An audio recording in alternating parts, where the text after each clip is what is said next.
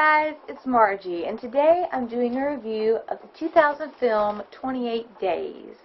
This film starred Sandra Bullock, Viggo Mortensen, Dominic West, Elizabeth Perkins, Azura Skye, and Steve Buscemi, or Buscemi. Buscemi I think is safe.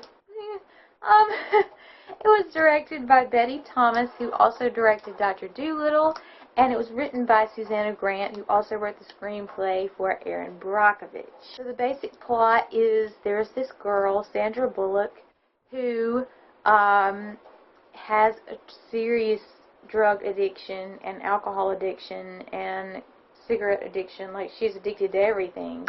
And so she gets court-ordered because she wrecks her sister's wedding and wrecks a limousine into somebody's house.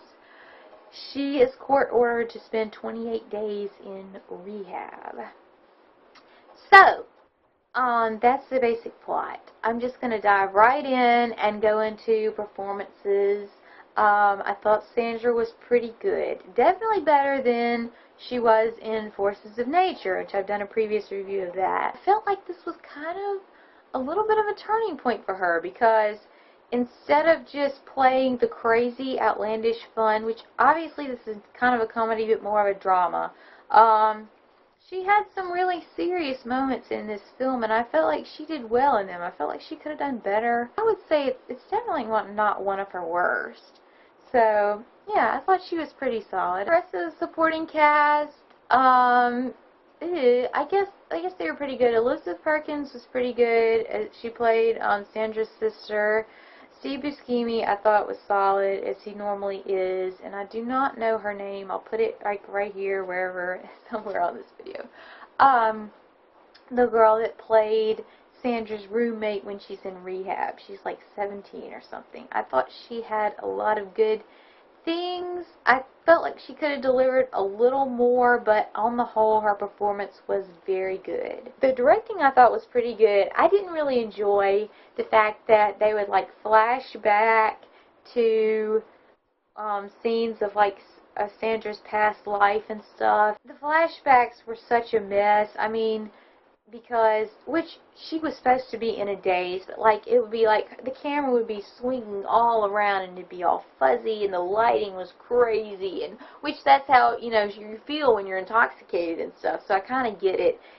I just felt like there was too much of that almost, just because, okay, you can flash back like a couple of times just to give me an idea, but then let's move on with what's going on. And they went back and back, and then I don't know, I never usually touch on this, but the sound editing, maybe it was just the copy of this film that I got, but like it was like the regular movie was, you know, like regular volume, but then in the flashbacks and stuff, they were so, the music especially was so loud. Like I had to go up and turn down my TV.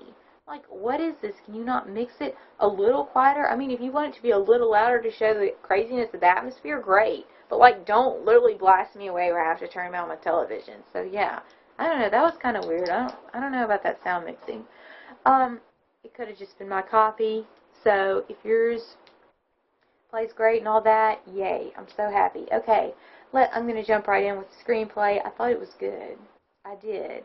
Obviously Susanna Grant knows what she's doing if she wrote Erin Brockovich. I have not seen Erin Brockovich, but, you know, obviously Julia Roberts won an Oscar for that role, and it was received as a good film. Again, I haven't seen it, so I'm not going to comment on that, but I felt like it was good. It had some moments in it that I felt could have been cut out and replaced with better things, but the overall whole of the film I felt was pretty good. I mean, I've seen a better dramatic film. We all have, I'm sure, but it was okay.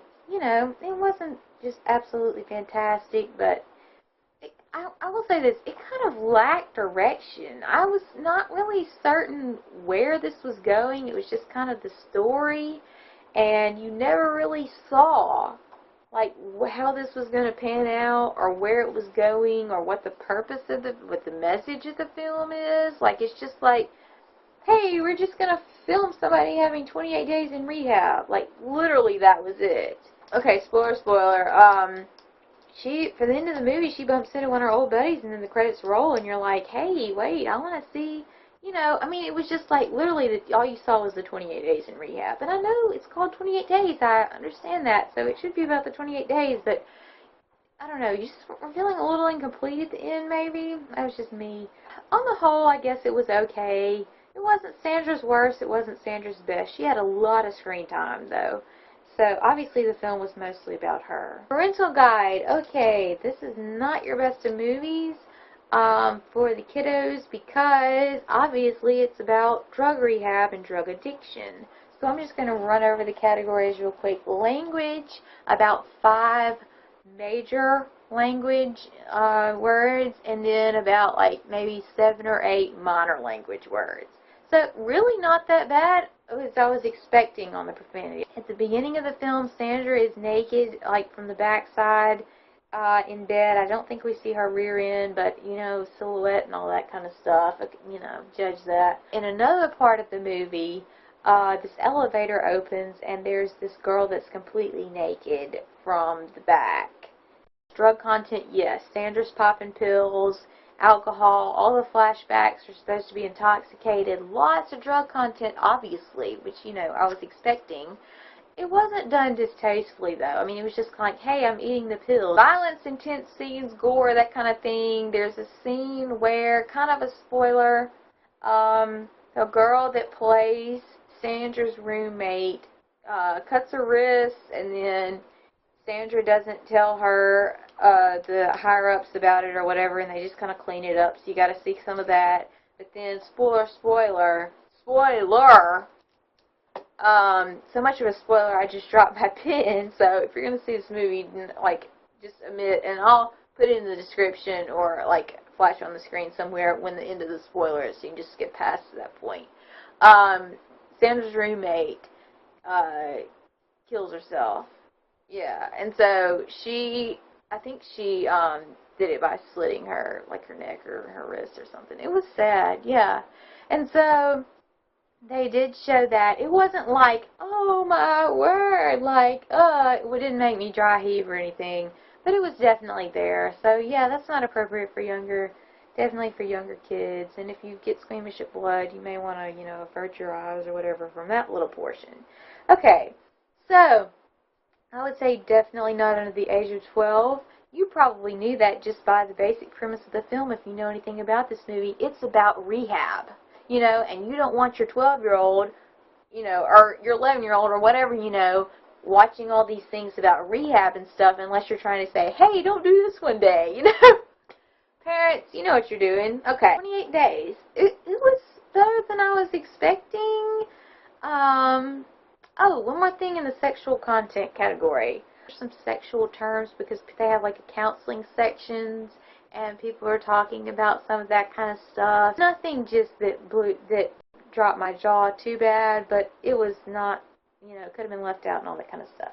28 days. Would I watch it again? I'm going to say no. First of all, like I said, I felt like it lacked direction, but this film I felt like was supposed to be this really somber, gripping movie that you just watched and you cried and you were just like, I'm never going to do drugs again, like, and fall in love with Sandra's character for her journey and all that. That's what I was expecting.